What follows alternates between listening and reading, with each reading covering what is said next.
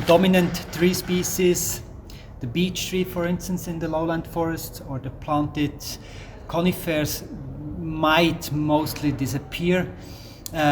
What the trees of the future will be is difficult to say. It's a matter of experimentation, of trying out.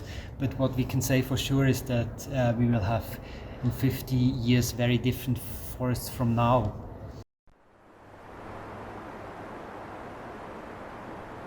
Spruce will be affected also because naturally they don't occur in the lowlands, so they are in a way in wrong climate.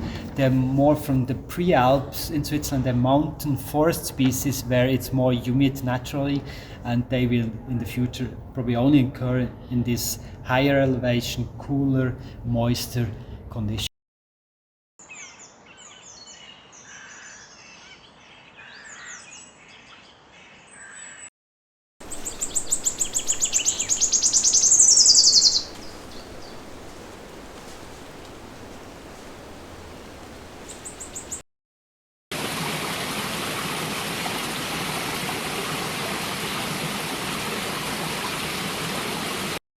Forest, especially in these steep landscapes, is very important to hold the soil together, erosion as a problem, to hold the water back so that there's less risk of floodings, and on the other side you keep the water for cooling in a dry period.